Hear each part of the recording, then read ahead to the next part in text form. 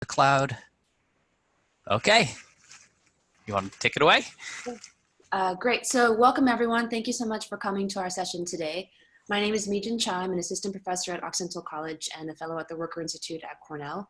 And today we're going to talk about labor and the climate crisis. And I'm so honored and excited to have the folks on our panel today. And we'll be talking about labor-led efforts to address both a pro-worker agenda and a pro-climate agenda. And I think in this moment of post-COVID economic uncertainty, in addition to the climate crisis, this conversation is so timely and also so important. So I'll pass it to Todd to give some technical points, and then we'll get started. Thank you, Mijin, and I'm so delighted to be working with you on this too. You're such a great colleague and a good friend, and appreciate working with you on this, and all of the panelists as well. So real quick, I know folks have probably been on and off of Zoom a lot, but I'm gonna just give the overview in case there's somebody who's never been here before, just because we want to make sure we're all on the same page. So we're gonna ask all the folks that are not actively speaking at the moment to make sure their mics are muted, and right now everybody's is. And the way you can tell if you are muted is if you pull your cursor across the screen, you'll see a whole bunch of controls at the bottom of the Zoom window, and your microphone should show a little slash through it. So you want it to stay that way unless it's your turn to actively speak. We would also encourage everybody to open the chat window. So if you click on the chat button at the bottom, that'll open up a chat window that you can drag off to whichever side you want. And we encourage you, if you want to throw questions in there to the presenters while they're speaking, and we can kind of keep a tab of the questions there. We do have time built in for questions at the end, and you can either do the raise your hand feature, which if you put the mouse over your name, you can raise your hand, or if you just want to type stack into the chat box, and then Mijin or I will see that you are in the order that you've raised your hands and want to speak.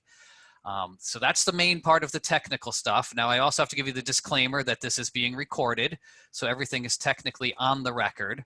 However, should anybody decide that they want to make a comment off the record, you could signal to me.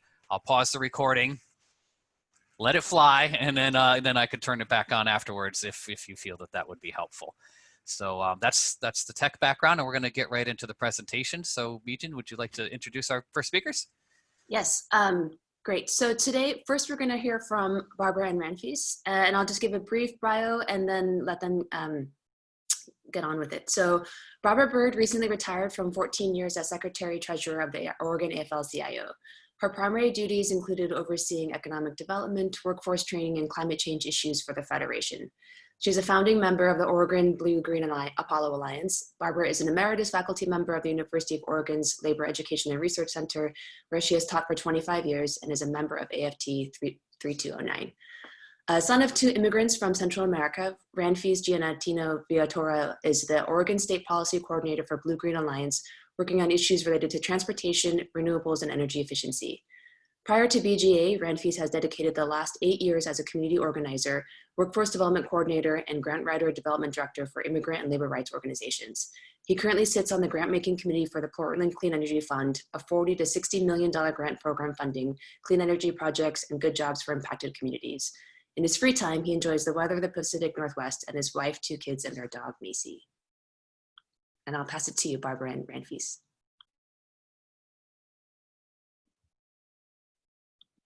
Great. Thank you, Mijin, and thanks, Todd, both of you for pulling this panel together. It's really an honor to be here with Lara Skinner and Jeff Johnson, both of whom inspire me enormously. And of course, with the leader of Oregon BGA, Ranfis, Giannettino Villatoro. So we've been working in Oregon for over a decade to build an effective labor environmental coalition that's capable of moving climate initiatives at the state and the local level. A lot of our work came together with the enactment of the Portland Clean Energy Fund in 2018. Ranfis is going to tell you more about that path-breaking initiative and the other work that Oregon BGA is doing right now. I want to take a step back, though, and describe briefly how we've built labor support for a climate agenda and what we've learned in the process.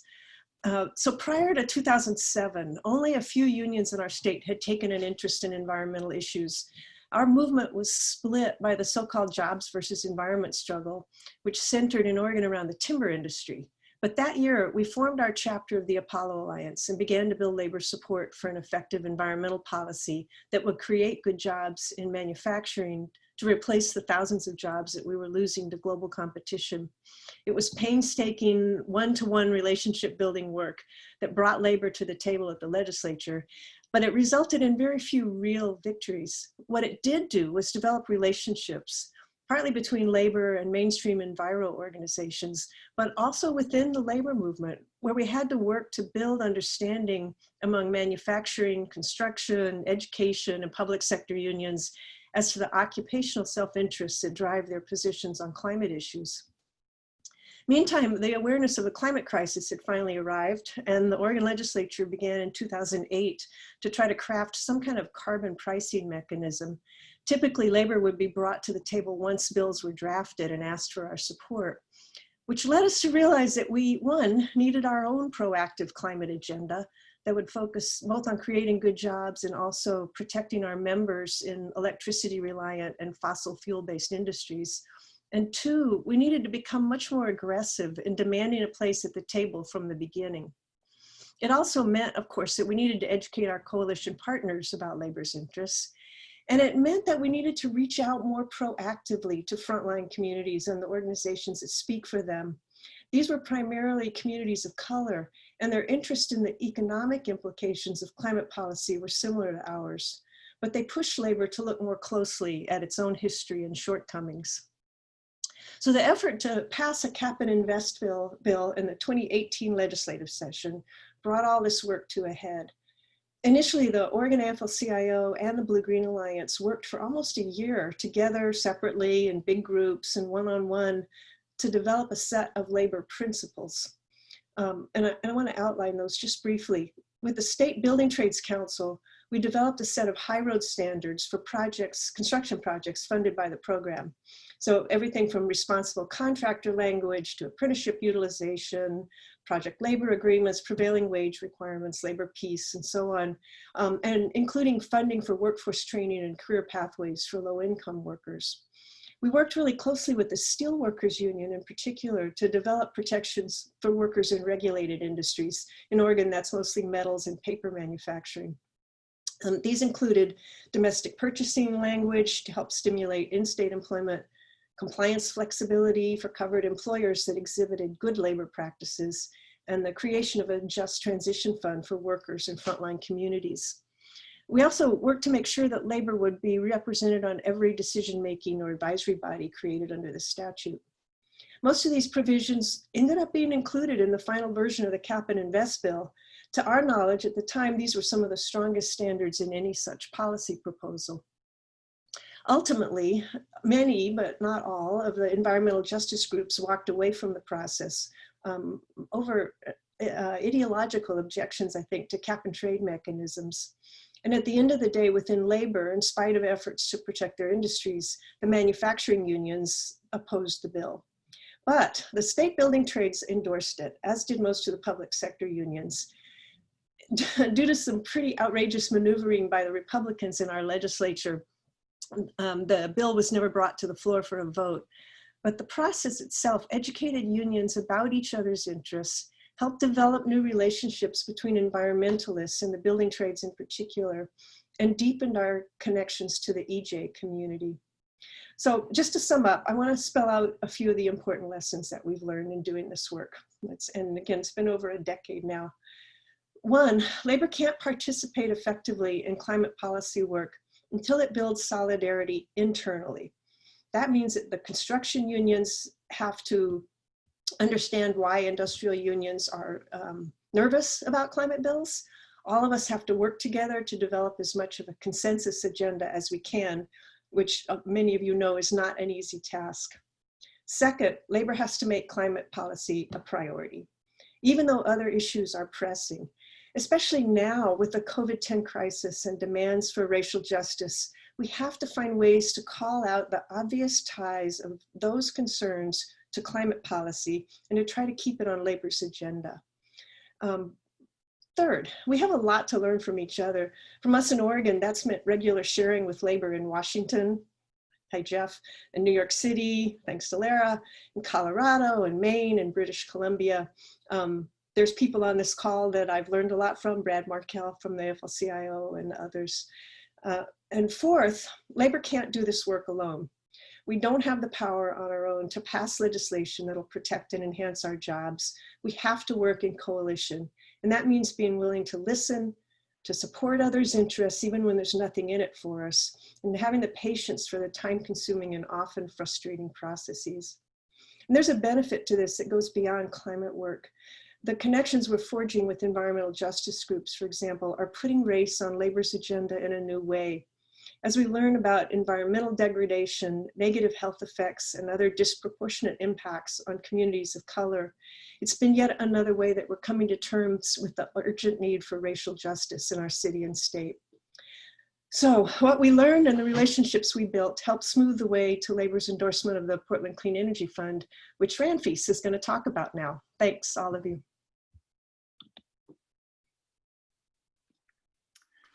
Thanks, everyone. Thanks, Barbara. Yeah, again, hi, everyone. My name is Giannettino Villatoro with BlueGreen Alliance here in the Oregon chapter. Again, just a refresher on BlueGreen Alliance. We're a national organization founded and I think we were founded on the principle of creating addressing our environmental challenges while creating good quality jobs. And we inherently believe that that these addressing our environmental challenges and creating good quality jobs are not separate two items, that they can go hand in hand. And so I think I'm very honored and privileged to be able to work and build on the work of leaders like Barbara, especially in our Oregon table. Sorry, I see comments around audio issues. Can you all hear me okay? You're sounding better now. At the beginning, you were a little choppy, but you're sounding better now. My apologies, could be my internet connection. So if that continues, please let me know and I'll try to articulate. Well, Barbara was choppy too. Others have been choppy. It's not you. Okay, thanks. Well, yeah, let me know if there's any issues. But yeah, I think, so that's been our work. And I think my work in many ways feels like a therapist, if you will. I get to work with labor partners, environmental partners, even EJ and community color organizations. And oftentimes I feel like I'm trying to, one, repair relationships, build relationships, but get work.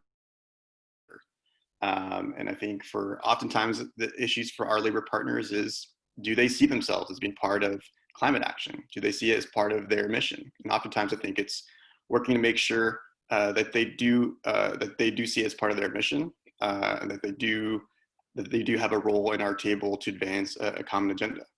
I think there's also repairing relationships. Oftentimes when folks think about environmental policy, especially within the state of Oregon, they think of spotted owls. They think about policies that have impacted their industry. I think there's a relationship that needs to be repaired, but also a need to build what have historically impacted our industry, and recognizing that it's more industry and capitalism that's impacted more than policy. So making sure, you know, our labor partners have a shared agenda and can elevate this discussion. I know for many of our environmental partners, it's how do we make space for something that we feel like it's in our own lane? And so I think in this past year for Oregon, in the past decade, as we try to push for cap and trade statewide policy, it's understanding that environmental policies need broad coalitions to pass an aggressive agenda. And I think for many of our EJ and environmental organizations that are trying to create more and more space for themselves, I think the Portland Clean Energy Fund is a good example. That they have the space to lead in the policy, but understanding that coalition partners can share power. So I think for many organizations, their experience interacting with labor and even mainstream organizations is they take up a lot of space, they take up a lot of energy, they take up they tend to steer the agenda. And so I think in the decade that we're heading into, power sharing between broad stakeholders is going to be really important to move a common agenda. And that's been very true here in Oregon. And so I'll highlight a good example here in the Portland Clean Energy Fund that Barbara had alluded to. It's a ballot initiative that was passed in 2018 that places a surcharge, a 1% surcharge on large retailers in the Portland metro region that would generate between $40 and $60 million to fund clean energy projects. This was an initiative led by community color organizations and environmental justice organizations with some mainstream organizations. That legislation was overwhelmingly approved by 65% of voters. And we are currently still on the implementation phase of developing that to get dollars out.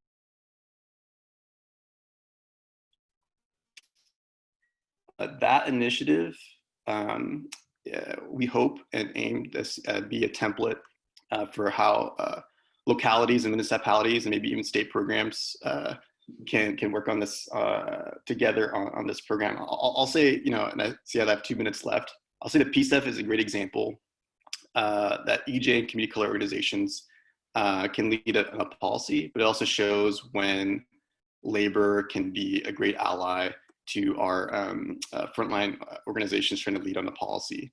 I'll be honest, the relationship was fraught early. I think labor was not reached out early and often enough. And I think BGA helped play a role to make sure that our building trade partners are working more and more hand in hand with their EJ groups. I think we led many sessions together, do tours of apprenticeship training halls. And that successfully led to partners like IBW investing in the Portland Clean Energy Fund campaign, as well as identifying different ways to partner and make sure that there were labor voices once the Portland Clean Energy Fund grant committee was created after the initiative was passed. Again, I think this is a great potential policy that sees the intersection of advancing clean energy projects, having good, creating good clean energy jobs, but more importantly, I think ensuring that there's a good equity lens, that we're ensuring that BIPOC communities or frontline communities are seeing the direct benefits and direct access to jobs, and that cannot be separated, that all things have to go hand in hand, and we cannot move forward on a clean energy future without addressing social inequality. And I think the current moment that we're in raises the need for change. I see my time is up, so I just want to thank everyone again for having me be part of this panel. Wonderful. Thank you, Barbara and Ranfis. And just as a reminder, we're going to hold all questions to the end after all of the speakers have made their presentations. So we're going to go to our second speaker now, or actually our third speaker, but our second location, our second case study. And this is Jeff Johnson, who began his union work in the 1970s in New York City as a member of the American Federation of Teachers. He taught economics and labor studies at Empire State College and at various union programs.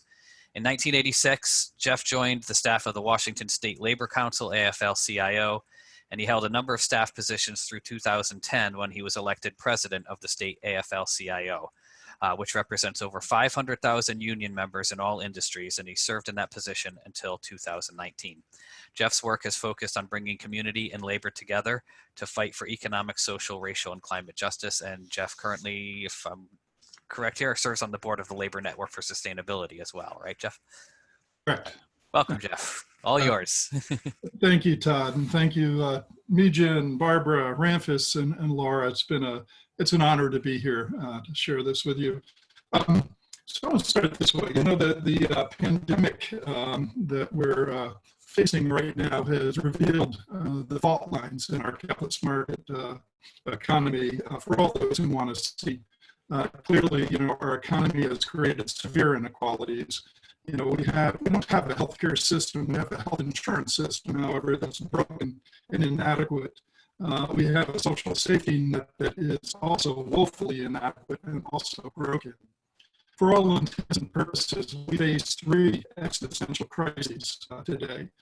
Clearly, climate disaster is the biggest one, and it's already having major impacts on workers and civil society all around the world. Inequality. We have the most severe and obscene inequality that we've ever had in the history of our country, and not just in income and wealth, but also health disparities, in environmental pollution, in the criminal justice system, in housing, in food scarcity and water scarcity. Basically, we have, we also have the risk of a growing global health pandemics, all three existential crises. We have, in effect, an economic paradigm that is inadequate, unsuitable to meet the needs of working people and civil society, and which disproportionately impacts people of color and indigenous communities. So when we think of just transition, we have to think beyond just the transition from fossil fuels to clean energy. And we really need to start talking about creating a just, equitable, and sustainable economy overall. So in Washington State in 2018, we ran an initiative to the people, Initiative 1631, and it was a carbon reduction initiative, a clean energy initiative. It embodied climate justice with a just transition program. Now, it was 5 years in the making.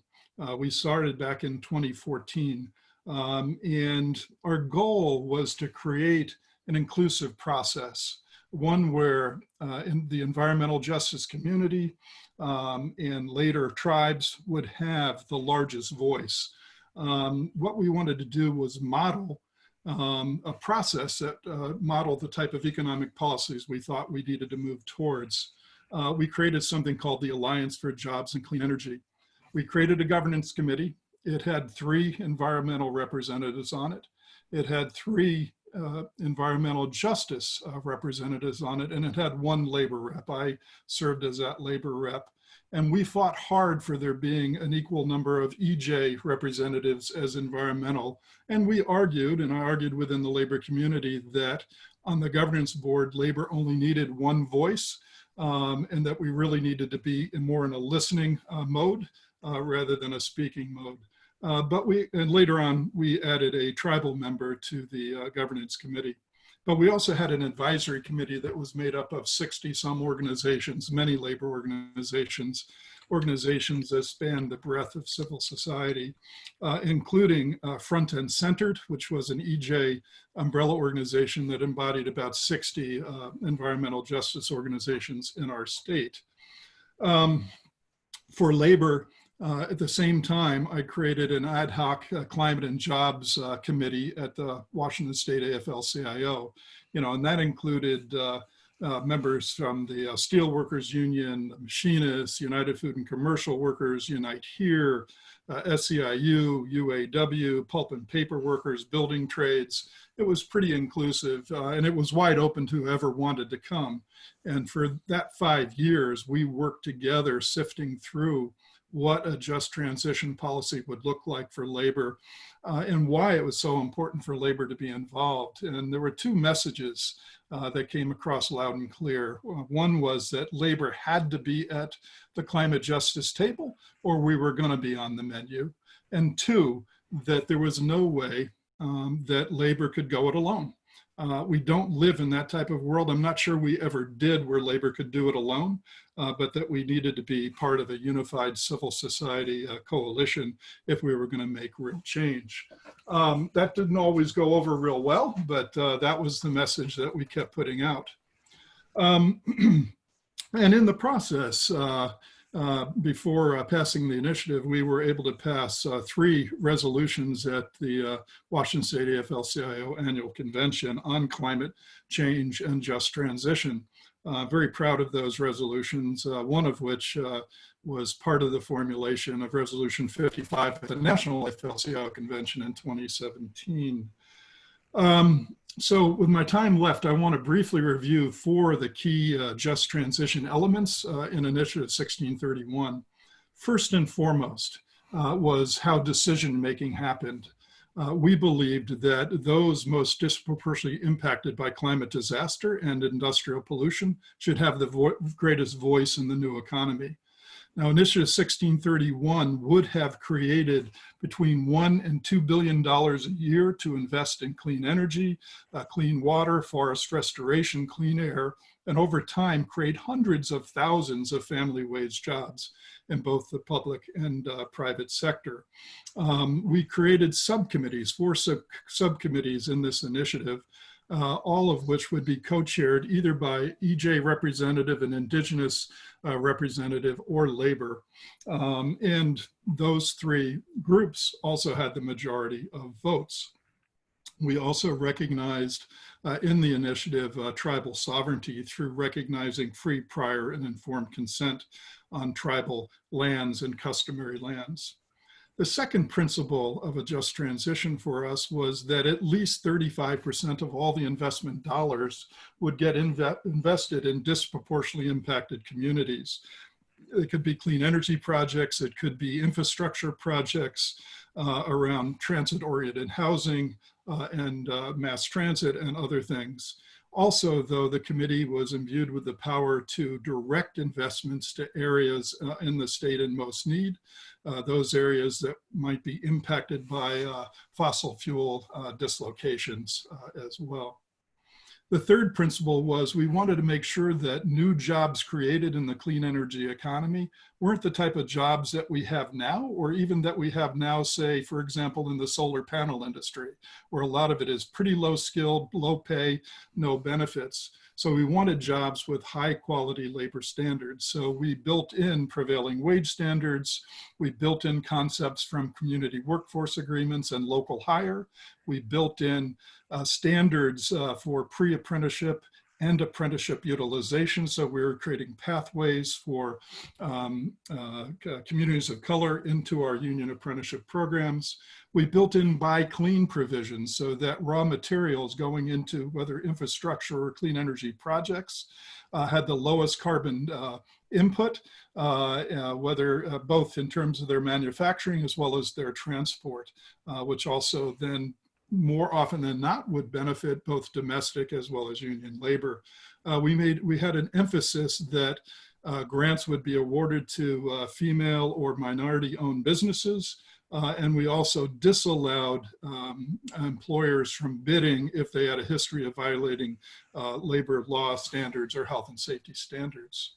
The fourth principle was that we created a just transition fund and adequately funded and wrote it in such a way that as the need grew, the fund would grow out of that $1 to $2 billion a year that we would collect. And the principles we built into the Just Transition Fund were workers that were dislocated due to climate would get wage and benefit replacement for a number of years, depending on the number of years of service they had in that industry.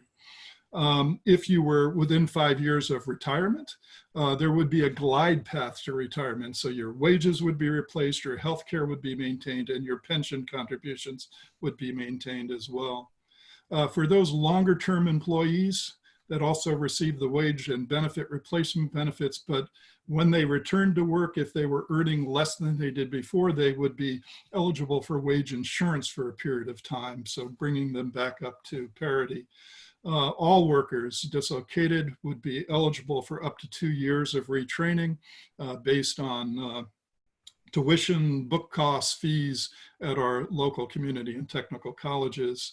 We also built in peer counseling, something that most folks in the labor movement have learned over the last several decades, that when you're dislocated, your life is turned upside down, and the most trusted messenger is someone who's been through that experience before as well. So we built that as a requirement and then finally, we built in relocation expenses if indeed that was needed. Now, Initiative 1631 covered dislocated workers from the fossil fuel industry. What is clear now, given this global health pandemic and the state and the type of economic restructuring we see that is beginning to happen, you know, to take one industry, for example, hospitality and entertainment, it seems pretty clear at this point that many of those jobs are not coming back, that more and more categories of worker needs to be put into the Just Transition Fund and the Just Transition plans. So those are the key essential points. I'm going to stop there, and maybe we can do more in questions later on. Thank you. Great, thank you so much, Jeff. And before I introduce our final speaker, Lara Skinner, just a reminder that if you have any questions, you can drop them in the chat, or you can raise your hand. You've raised your hand option on Zoom. And one quick note, I mixed up some timing, so I'll have to hop off after Lara's presentation, but Todd and the rest of the panelists will be here, and I am happy to answer any questions. Our final speaker is Lara Skinner, who is the Executive Director of the Worker Institute at Cornell and Chair of the Institute's Labor Leading on Climate initiative. Her research, writing, and labor education work focuses on workers and labor unions' engagement in issues of sustainability, climate protection, and economic alternatives. She received her PhD from the University of Oregon in 2010 and began her career in labor working with Oregon's Farm Workers Union, University of Oregon Labor Education and Research Center, and as an active member of the Graduate Teaching Fellows Federation, Local 3544. She's also my climate jobs partner in crime. So Lara, is your video? Oh, there you are. Can you Great. hear me okay? Yeah. Okay, great. Well, thank you so much, Mijin, and thank you to you and Todd for organizing this great panel and for everybody else for jumping on. It's great to be here, as Barbara said, with you know, such great leaders in the space, Barbara, Ranfis, and Jeff, and close collaborators for many years. So excited to be here. As Mijin said, I'm the executive director of the Worker Institute at Cornell University's ILR School. We're a research, education, and training institute that supports the labor movement and worker organizations in New York State, nationally and internationally. Our mission is to confront inequality, advance workers' rights, and advance collective representation. And we made a decision in 2012, when we went through a strategic planning process, to launch one of our main initiatives that's called Labor Leading on Climate. We felt that, you know, the climate crisis was clearly one of the most important social issues of our time. And there was a lot of space and need to understand the labor and employment impacts of climate change and climate protection policy further, and to do deeper and broader engagement with the labor movement around these issues, and really be a resource to the labor movement to be engaged in the decisions and discussions around climate and clean energy policy. So we've been doing this work for about 8 years now. And I'm going to talk about a particular initiative that Mijin and I actually led in New York State. It was a process that we kicked off after Hurricane Sandy hit downstate New York and Hurricane Irene hit upstate New York. You know, a lot of devastation to upstate and downstate communities. And it really sort of had a strong impact on the labor movement. To be frank, union members are really on the front lines of dealing with the crisis. You know, utility workers trying to bring electricity back online, nurses carrying patients downstairs when elevators went out, AFSCME members stranded at wastewater treatment plants when they flooded. And we realized, you know, coming out of this, that, as I said, union members are really on the front lines of this crisis, and that working people, people of color, women, and immigrants are hurt disproportionately. They're really hurt first and worst by the impacts of climate change. And so it just felt like, you know, this was sort of a ripe time for us to figure out what was labor's proactive, positive response to climate change, because we knew coming out of these hurricanes there was going to be a lot of efforts to reduce emissions in the state, to tackle climate change, rightfully so. And we really wanted to think about how we use that moment to reposition labor in a way that we were presenting a proactive and positive pro-worker, pro-union climate agenda. And I would just say, you know, and as others have pointed out, you know, at that time, there had been sort of a promise of, major investment in clean energy sectors and massive amounts of job creation in these sectors. And, that's really only shifted in the last several years. At that time, it was still mostly rhetoric, not reality. The other piece of it was that most of the climate policy and clean energy policy that was being proposed did not address the needs and interests of workers and union members. So there's a real concern there. And then finally, as you all know, the vast majority of jobs being created in the clean energy space are non-union jobs. So all of those things sort of pushed us to convene a process as Cornell that brought labor together to do what I said earlier, which was to develop a pro-worker, pro-union climate agenda. And a little bit about that process. So we worked closely with the main labor federations in the state to convene the process with the state Fed, with the Greater New York Building Trades, with the New York City Central Labor Council, and then brought in many affiliates to have this conversation and really to go through what was a 3-year multi-dimensional research, education, and training process to develop this agenda. A few things I would say about what made this process different.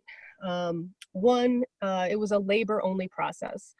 We at the Worker Institute had done various types of labor environmental bridge building, alliance building work in the past. And we just felt like a different approach was needed, where labor was able to do the work within its own house to really address the challenges and opportunities related to transitioning to a low carbon economy.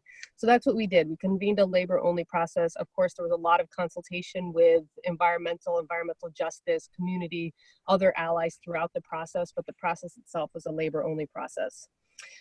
Second, the process was really centered around building trades and energy unions. And basically, we just felt like, we needed to center the concerns and needs of unions that are going to be significantly impacted by this transition in the process. And so, involvement from the laborers, from the plumbers and pipe fitters, from the IBW, both the utility side and the construction side, from the utility workers, from the operating engineers, and a number of other affiliates was really important. And of course, the leadership of the Greater New York Building Trades Council was also critical. So that was the second thing. The third thing I would say that kind of made this process different and successful was we really moved to a new frame on this issue early on. Yes, we were trying to come up with a plan to tackle the climate crisis, but we actually said, hang on, there's two crises here. There's a crisis of inequality and there's a crisis of climate change. And we need to be developing solutions that are addressing both of those. So that was kind of a different frame on it that I think was important. And then fourth, the recommendations that we came up with a climate jobs plan for New York, a plan to reverse inequality and combat climate change by creating good union jobs in new clean energy sectors. It had 10 recommendations, and the recommendations were very concrete. It was very much about build X gigawatts of solar or wind with these labor standards to ensure the creation of good jobs. It was not reduce emissions by X% by this date. It was much more concrete, a much more jobs-led, investment-led strategy. And it was a great process. At the end of the process, the key unions involved said it can't be just a good idea in a report. We actually have to implement these recommendations. The unions involved launched their own organization called Climate Jobs New York. Since then, they've won a number of important victories in the state. They've won prevailing wage on all large-scale renewable energy projects. They doubled the amount of money available for solar and energy efficiency on public buildings and schools, and secured a project labor agreement on all of that work. And then most recently have focused a lot on offshore wind, was able to secure a commitment from the governor to build 9 gigawatts of offshore wind in New York. That's the largest commitment up and down the East Coast. And again, all of that work will be done under a project labor agreement. It's about $50 billion worth of work. So that's the process that we ran in New York. I'm happy to talk about it more. We feel like that model was quite successful and have now set up a Climate Jobs National Resource Center, and will actually be providing research, convening, education, training support to labor movements in other states that are interested in running similar processes. And so I'll stop there. Thanks. Thank you, Lara. That was fantastic. All right, so we've got about 20 minutes left in our session, and this is the point where we'd like to open it up if any of the other participants would like to ask questions or make comments to any of our great presenters here today. You can either use the raise your hand feature, or you can just type stack into the chat box. Or if people are not particularly talkative, you could just unmute yourself because there are just 22 of us. Does anybody have a question they would like to raise at this time?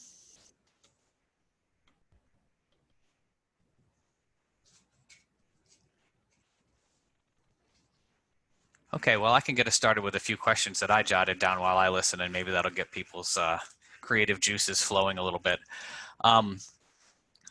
For all of you, really, maybe start with Ranfis, but for all of you, I was wondering if there is like a pet stimulus project or recovery project that would create good jobs and reduce greenhouse gas emissions. If there's something particular in mind that you think you could get behind right now that is feasible. Yeah, thanks. And I'm actually really interested to hear from our other panelists on this question. And I do want to note there is a question on the chat box that someone asked. Oh, thank you. I missed that. Yeah, yeah. But I'll just note, massive investments in public schools. I think, if there were like a federal bill, as we think about stimulus and recovery, just doing a massive investments for modernizing public schools, building new schools, repairing schools. I think the American Engineering Civil Society has noted that most of our public schools some of them are in disrepair. They're not up to the standards that they need to be. But public schools are an area where can be sort of an equitable path to stimulus. We have public schools in rural communities, urban communities. The massive investments that are needed around energy efficiency. If we decide to add renewable, whether it's solar rooftops, solar parking, that's a massive investment in not only potential job creation and high road job creation, jobs that would be clearly prevailing wage, but would require many different classified trades involved to see that. But beyond just I think the energy or climate perspective on this, there's a health component to that as well, where we're ensuring that the 50 million children and teachers and administrators and school employees have access to a healthy and safe environment to learn and to work. And so I think there's many benefits to including public schools is just a low-hanging fruit for massive investments. So I'll pause there, and really curious to hear from our other partners on this.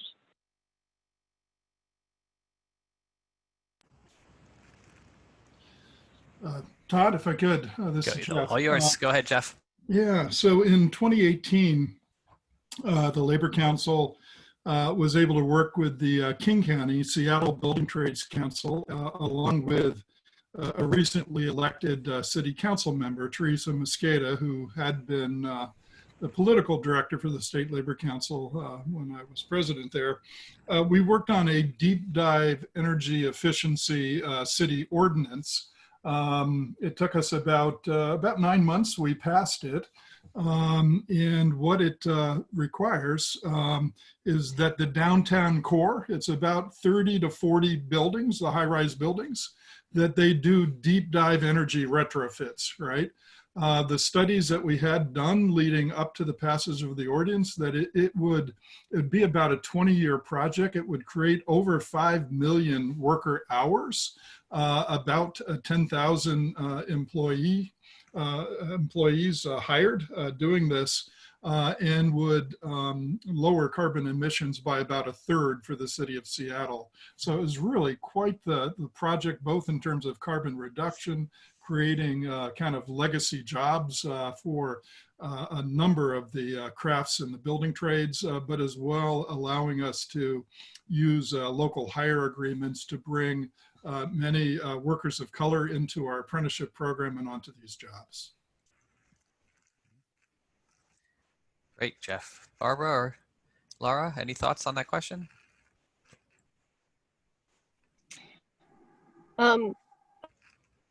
I can jump in. I mean, can you all hear me okay? Yep. Okay. I would just echo what Ranfis said. You know, we also in New York are thinking about this, you know, next decade is kind of the decade of energy efficiency. I think there's huge opportunities around energy efficiency, solar thermal installations in public buildings. So I think public schools are great. I mean, then kids and teachers actually can build climate and clean energy curriculum into their studies. Also, utility costs are the second highest cost after staffing. So it's a great help to the budget. But I think we can also go broader. I mean, we should be thinking about how we're doing energy efficiency and solar work in all public buildings throughout our state university systems. Then we sort of open up the kind of you know, range of buildings and spaces that, you know, we can be doing deep retrofits of and solar installations too. So I think that's a great idea. I think at this time, you know, getting funding to cities and states to support their public transit systems is hugely important. You know, public transit obviously typically employs people of color and women at, you know, higher levels than other sectors. And so, you know, getting funding to those transit systems is also super important for the climate crisis. Improving and expanding those systems is, you know, really important to reducing emissions. And then the last thing I would say, in New York, we're obviously still very focused on offshore wind. We've got the commitment to build 9 gigawatts of offshore wind by 2035, but we also want to secure the full sort of economic development life cycle of that industry. As you all know, you know, operating a solar or wind farm does not require nearly as many workers as operating a coal, oil, or gas plant. And so securing, you know, jobs in the manufacturing, the assembly, the ports side, the ongoing operations and maintenance is going to be really important for this to be, you know, a robust, equitable industry of the future. So we're also looking at that. How do we build major ports that support the industry? How do we try to secure, you know, manufacturing in the region and across the U.S. to support the industry? As you know, we expect it to be an industry that's going to kind of, you know, really explode over the next couple of decades. Great. Barbara, would you like to add anything for this question or move on? Okay, so I want to lift up Roland's question that was in the chat earlier and apologize. I'm sorry I missed your question. It was kind of pushed up on my screen. But Roland would like to ask what research questions need to be addressed to move labor closer to and more committed to environmental sustainability. So what are some of the key research questions? We have a lot of researchers here on the call now that could conduct such research. What kind of questions do you think we need to address that can help bring labor more into the fold? I'll take a stab at that, Todd. And thanks for that question, Roland. I talked to a lot of labor leaders in Oregon about climate issues, and most of them say to me, I personally think we need to do something about climate change. The problem is my members don't place a priority on that issue. There's lots of ways to bring those leaders along, including one-on-one conversations with environmental leaders, and I've seen that work. I've seen peer pressure work with some of them, but the research that I've seen that's been useful has been on the impact of climate change on people's jobs. So what's the direct self-interest of these leaders' members in solving the climate crisis? And the research I've seen on impacts on agricultural workers, on letter carriers, on construction workers, that's been compelling, I think, to some of these leaders that, oh, okay, this is actually a workplace issue. This is actually an issue that should have a higher priority. It's still difficult, and I'm not sure, I'm not sure that there's a simple answer, but more of that kind of research, I think, would be helpful. Jeff, was that your hand?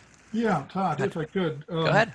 One of the things that I've found really lacking in research around climate is that the research is at such a high level. It's very aggregated.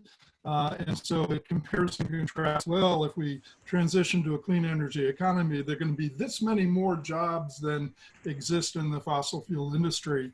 But you know, when I would present that to our labor leaders in our state, they'd say, yeah, it's, you know, it's another academic study, big deal. You know, it didn't resonate with them in the sense of, well, tell me how many operating engineers are going to be hired, how many, you know, how many sheet metal workers, how many electricians, so on and so forth. And so I really encourage academic researchers to get together with the researchers at the international unions and do the translation, right? If we invest X millions of dollars into energy retrofits, you know, tell us the number of insulators, you know, sheet metal workers, plumbers, pipe fitters, electricians that are going to get jobs out of X millions of dollars, right? And put it straight out there in the reports. People want to see themselves in it. That's one thing. That's one type of research question that needs to be answered. All right, anybody else want to take to that question, or should I move on? Ranfis? Yeah, go ahead.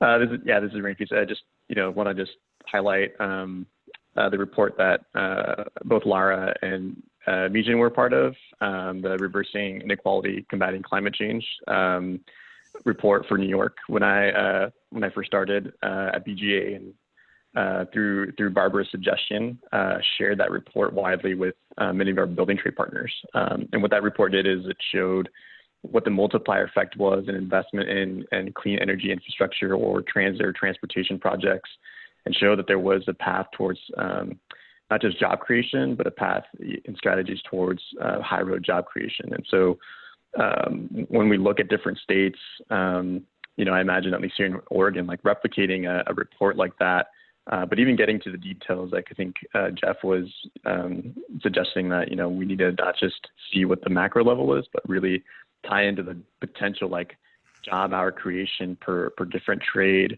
not just in construction, but in manufacturing, for transit and transportation. So I just wanted to echo what's been said, but I do want to highlight some of the reports done by some of our panelists and moderator here on this call, because I think that's been really useful to get our trade partners to just move forward here locally. Thank you, Ranfis. Lara, did you want to add anything to the research question? No, I don't think so. I think that Jeff and Barbara and Ranfis did a great job of addressing that. Thanks, Ranfis, for the shout out on our report. Yeah, I mean, I think in my conversations with unions, as Barbara said, just really sort of understanding how climate is going to impact folks' communities, their workplaces, and their economic sectors is just so important. We were just looking at it for Texas, and just looking at how much infrastructure along the Gulf Coast is going to be underwater based on current projections, and what that means for the future of some of the industries there. And then again, yeah, I think, a lot of the jobs info is so aggregated. And I think ultimately, when you talk about how many jobs are going to be created in the new clean energy sector, it's going to be a lot, but we're also going to lose a lot of jobs as we make this transition. And so I think that sort of level of specificity about, where are we going to be investing and what exactly are we looking at in terms of job creation and what does it translate to for our existing union structure is really important. So just, echo that.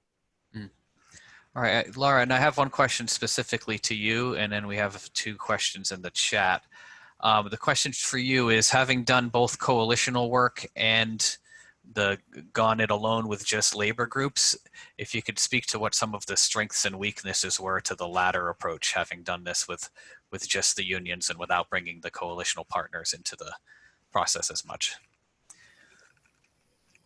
I mean, I think you can reach a good outcome down both paths. At this point in time, I'm kind of continuing with the model of convening labor-only processes, but we're actually doing that in some states where we're building labor tables within existing labor environmental community coalitions.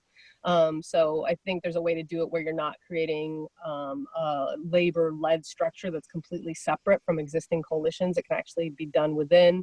And in the case of New York, where it was like a totally separate organization, As I said, you know, the development of those recommendations were really done in consultation with the environmental and environmental justice movement, other partners and policymakers.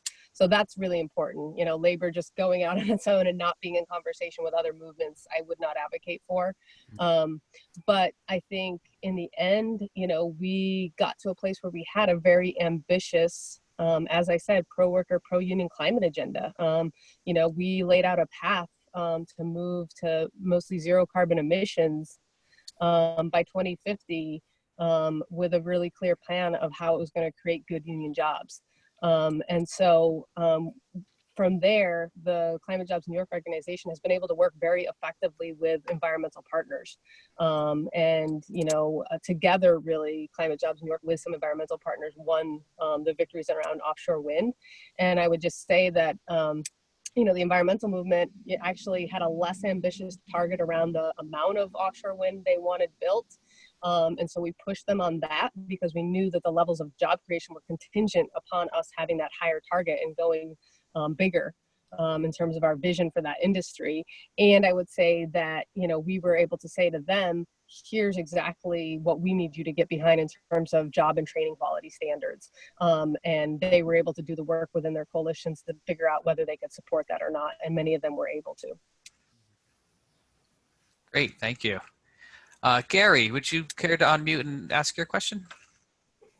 Yeah, the question I have is different than what I put in the text in. In Cincinnati, they put in a streetcar system, and they replaced all the drivers. And part of the deal was that the unionized bus drivers would not operate the streetcars. While the streetcars are more economically, are more environmentally, or less environmentally, I can't think of the term, but compared to a regular city bus. What my only experience has been in here in Cincinnati, where they brought in the ergonomically or economically bus or streetcar, and we lost union drivers. And then not only that, the ridership is very low on these streetcars, that they're talking now about just shutting the whole thing down.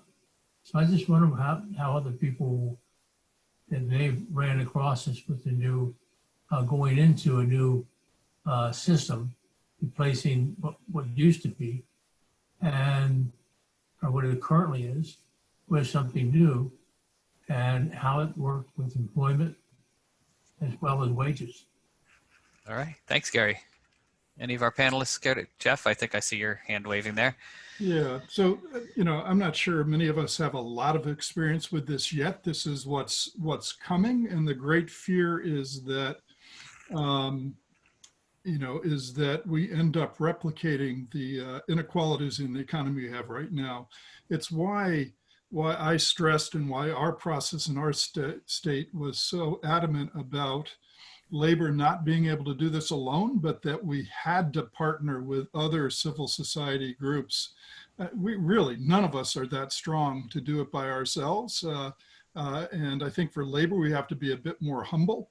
But when you've got labor, when you've got the environmental justice communities, when you've got tribes, when you've got Black Lives Matter, when you have all of these elements of civil society saying, no, yeah, we want streetcars, we want to lower carbon emissions through our transit systems, but we want them to be, you know, family wage paying jobs. We want them to be union jobs. That's a much more effective voice than simply the Amalgamated Transit Union saying, hey, we think this is what ought to be done. I'm not saying that that doesn't play a role, and all of labor should get behind ATU to, you know, prevent what happened in Cincinnati. But when you have the whole community backing that same provision, it makes, you know, you're much more powerful. I mean, it's the basic concept of unions to begin with, collective power. We need greater collective power if we're going to make the economic restructuring that needs to be done. Mm-hmm. Thanks, Jeff. And Cameron's question in the chat is kind of related. It's kind of the same question, but thinking more about the power plant sector. So kind of the general transition, we have this disparity in bargaining power. A lot of the fossil fuel jobs are good paying jobs because of generations of collective action and collective bargaining. They weren't always good. You know, a coal mining job 100 years ago was hell. You know, you had thousands and thousands of workers dying every year, but through lots of collective action, those jobs were made better. And now we're switching to brand new industries in a time when it's really difficult to organize new unions in the private sector, as we all know in the US.